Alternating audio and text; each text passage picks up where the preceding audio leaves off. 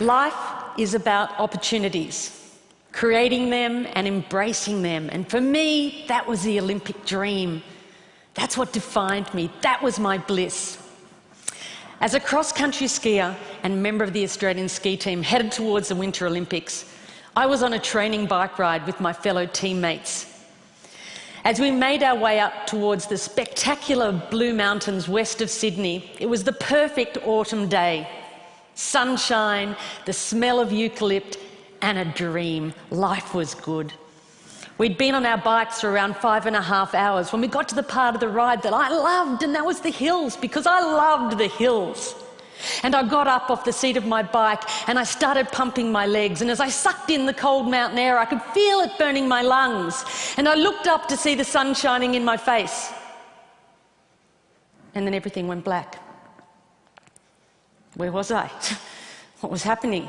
My body was consumed by pain. I'd been hit by a speeding utility truck with only 10 minutes to go on the bike ride. I was airlifted from the scene of the accident by a rescue helicopter to a large spinal unit in Sydney. I had extensive and life-threatening injuries. I'd broken my neck and my back in 6 places. I broke 5 ribs on my left side. I broke my right arm. I broke my collarbone. I broke some bones in my feet. My whole right side was ripped open, filled with gravel. My head was cut open across the front, lifted back, exposing the skull underneath. I had head injuries. I had internal injuries. I had massive blood loss. In fact, I lost about 5 litres of blood, which is all someone my size would actually hold. By the time the helicopter arrived at Prince Henry Hospital in Sydney, my blood pressure was 40 over nothing. I was having a really bad day.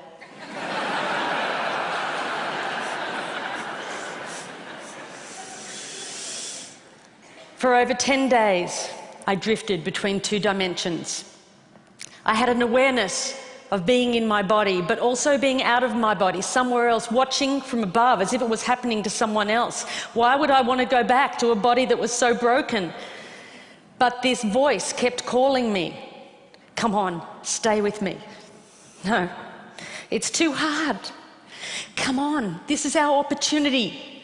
No, that body is broken. It can no longer serve me. Come on, stay with me. We can do it. We can do it together.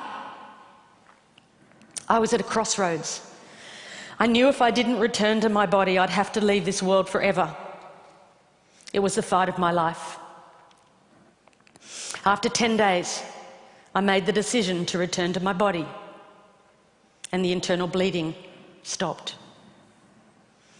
The next concern was whether I would walk again, because I was paralysed from the waist down. They said to my parents the neck break was a stable fracture, but the back was completely crushed. The vertebra at L1 was like you'd dropped a peanut, stepped on it, smashed it into thousands of pieces. They'd have to operate. They went in, they put me on a beanbag, they cut me, literally cut me in half. I have a scar that wraps around my entire body. They picked as much broken bone as they could that had lodged in my spinal cord. They took out 2 of my broken ribs and they rebuilt my back, L1. They rebuilt it. They took out another broken rib. They fused T12, L1 and L2 together. Then they stitched me up. They took an entire hour to stitch me up. I woke up in intensive care and the doctors were really excited that the operation had been a success, because at that stage I had a little bit of movement in one of my big toes. And I thought, great, because I'm going to the Olympics. I had no idea. That's the sort of thing that happens to someone else, not me, surely. But then the doctor came over to me and she said, "Janine, the operation was a success and we've picked as much bone out of your spinal cord as we could. But the damage is permanent. They're central nervous system nerves. There is no cure.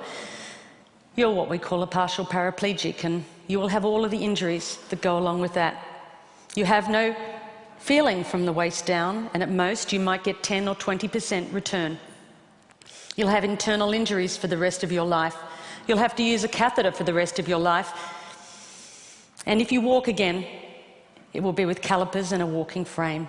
And then she said, "Janine, You'll have to rethink everything you do in your life because you're never going to be able to do the things you did before. I tried to grasp what she was saying. I was an athlete, that's all I knew, that's all I'd done. If I couldn't do that, then what could I do? And the question I ask myself is, if I couldn't do that, then who was I? They moved me from intensive care to acute spinal. I was lying on a thin, hard spinal bed. I had no movement in my legs. I had tight stockings on to protect from blood clots. I had one arm in plaster, one arm tied down by drips. I had a neck brace and sandbags on either side of my head. And I saw my world through a mirror that was suspended above my head. I shared the ward with 5 other people. And the amazing thing is that because we were all lying paralysed in the spinal ward, we didn't know what each other looked like. How amazing is that? How often in life do you get to make friendships, judgment-free, purely based on spirit? And there were no superficial conversations as we shared our innermost thoughts, our fears, and our hopes for life after the spinal ward.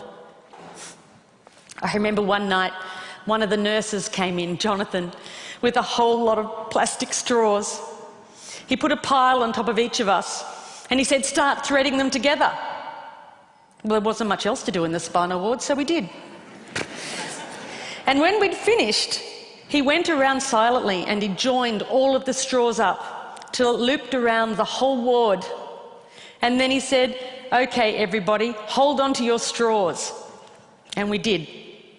And he said, "Right, now we're all connected." And as we held on and we breathed as one, we knew we weren't on this journey alone. And even lying paralysed in the spinal ward, there were moments of incredible depth and richness, of authenticity and connection that I had never experienced before. And each of us knew that when we left the spinal ward, we would never be the same. After 6 months, it was time to go home. I remember Dad pushing me outside in my wheelchair, wrapped in a plaster body cast, and feeling the sun on my face for the first time. I soaked it up and I thought, how could I ever have taken this for granted? I felt so incredibly grateful for my life. But before I left hospital, the head nurse had said to me, "Janine, I want you to be ready because when you get home, something's going to happen." And I said, "What?" And she said, "You're going to get depressed." And I said, "Not me, not Janine the Machine," which was my nickname. She said, "You are, because see, it happens to everyone. In the spinal ward, that's normal. You're in a wheelchair, that's normal, but you're going to get home and realise how different life is." And I got home and something happened. I realised Sister Sam was right. I did get depressed. I was in my wheelchair. I had no feeling from the waist down, attached to a catheter bottle. I couldn't walk. I'd lost so much weight in hospital, I now weighed about 80 pounds. And I wanted to give up. All I wanted to do was put my running shoes on and run out the door. I wanted my old life back. I wanted my body back. And I can remember Mum sitting on the end of my bed and saying, "I wonder if life will ever be good again." And I thought, how could it? Because I've lost everything that I valued, everything that I'd worked towards, gone. And the question I asked was, why me? Why me? And then I remembered my friends that were still in the spinal ward, particularly Maria. Maria was in a car accident and she woke up on her 16th birthday to the news that she was a complete quadriplegic. Had no movement from the neck down, had damage to her vocal cords and she couldn't talk. They told me, "We're going to move you next to her because we think it will be good for her." I was worried. I didn't know how I'd react being next to her. I knew it would be challenging, but it was actually a blessing because Maria always smiled. She was always happy, and even when she began to talk again, albeit difficult to understand, she never complained, not once. And I wondered, how had she ever found that level of acceptance? And I realised that this wasn't just my life, it was life itself. I realised that this wasn't just my pain, it was everybody's pain. And then I knew, just like before, that I had a choice. I could keep fighting this, or I could let go and accept not only my body, but the circumstances of my life. And then I stopped asking, why me? And I started to ask, why not me? And then I thought to myself, maybe being at rock bottom is actually the perfect place to start.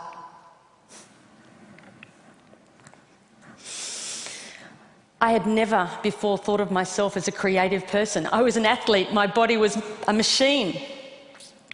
But now, I was about to embark on the most creative project that any of us could ever do, that of rebuilding a life. And even though I had absolutely no idea what I was going to do, in that uncertainty came a sense of freedom. I was no longer tied to a set path. I was free to explore life's infinite possibilities. And that realisation was about to change my life. Sitting at home in my wheelchair and my plaster body cast, an aeroplane flew overhead. And I looked up and I thought to myself, that's it! If I can't walk, then I might as well fly. I said, Mum, I'm going to learn how to fly. She said, that's nice, dear. I said, pass me the yellow pages. She's passed me the phone book. I rang up the flying school. I made a booking. I said, I'd like to make a booking to come out for a flight. They said, when do you want to come out? I said, well, I have to get a friend to drive me out because I can't drive. Sort of can't walk either. Is that a problem? I made a booking, and weeks later my friend Chris and my mum drove me out to the airport, all 80 pounds of me covered in a plaster body cast in a baggy pair of overalls. I can tell you, I did not look like the ideal candidate to get a pilot's licence. I'm holding onto the counter because I can't stand. I said, hi, I'm here for a flying lesson. And they took one look and ran out the back to draw short straws. You get her. No, you take her. Finally, this guy comes out. He goes, hi, I'm Andrew, and I'm going to take you flying. I go, great. So they drive me down. They get me out on the tarmac, and there was this red, white, and blue aeroplane. It was beautiful. They lifted me into the cockpit. They had to slide me up on the wing, put me in the cockpit. They sat me down. There are buttons and dials everywhere. I'm going, wow, how do you ever know what all these buttons and dials do? Andrew, the instructor, got in the front, started the aeroplane up. He said, would you like to have a go at taxiing? That's when you use your feet to control the rudder pedals, to control the aeroplane on the ground. I said, no, I can't use my legs. He went, oh. I said, but I can use my hands. And he said, okay. So he got over to the runway and he applied the power. And as we took off down the runway and the wheels lifted up off the tarmac and we became airborne, I had the most incredible sense of freedom. And Andrew said to me, as we got over the training area, you see that mountain over there? And I said, yeah. And he said, well, you take the controls and you fly towards that mountain. And as I looked up, I realised that he was pointing towards the Blue Mountains, where the journey had begun. And I took the controls, and I was flying. And I was a long, long way from that spinal ward, and I knew right then that I was going to be a pilot. Didn't know how on earth I'd ever pass a medical. But I'd worry about that later, because right now I had a dream. So I went home, I got a training diary out, and I had a plan. And I practiced my walking as much as I could. And I went from the point of like 2 people holding me up to 1 person holding me up, to the point where I could walk around the furniture, as long as it wasn't too far apart. And then I made great progression to the point where I could walk around the house, holding onto the walls like this. And Mum said she was forever following me, wiping off my fingerprints. But at least she always knew where I was. So while the doctors continued to operate and put my body back together again, I went on with my theory study. And then eventually and amazingly, I passed my pilot's medical, and that was my green light to fly. And I spent every moment I could out at that flying school, way out of my comfort zone. All these young guys that wanted to be Qantas pilots, and little old hop-along me, in first my plaster cast and then my steel brace, my baggy overalls, my bag of medication and catheters, and my limp. And they used to look at me and think, oh, who is she kidding? She's never going to be able to do this. And sometimes I thought that too.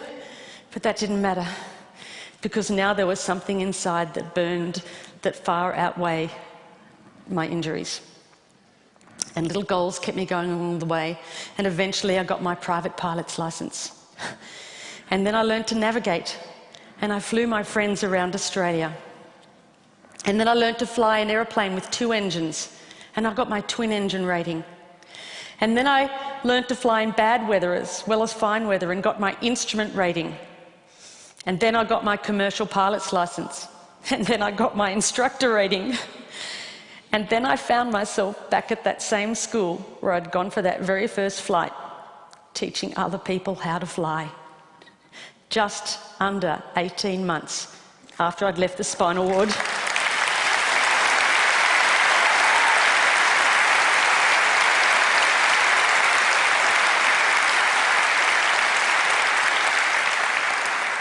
And then I thought, why stop there? Why not learn to fly upside down? And I did. And I learned to fly upside down and became an aerobatics flying instructor. And Mum and Dad, never been up. But then I knew for certain that although my body might be limited, it was my spirit that was unstoppable. The philosopher Lao Tzu once said, when you let go of what you are, you become what you might be. I now know that it wasn't until I let go of who I thought I was that I was able to create a completely new life.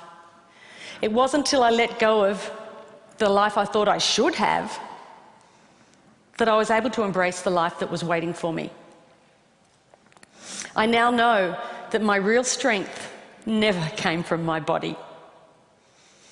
And although my physical capabilities have changed dramatically, who I am is unchanged. The pilot light inside of me was still a light, just as it is in each and every one of us. I know that I'm not my body, and I also know that you're not yours. And then it no longer matters what you look like, where you come from, or what you do for a living. All that matters is that we continue to fan the flame of humanity by living our lives as the ultimate creative expression of who we really are. Because we are all connected by millions and millions of straws. And it's time to join those up and to hang on. And if we are to move towards our collective bliss, it's time we shed our focus on the physical and instead embrace the virtues of the heart. So raise your straws if you'll join me. Thank you.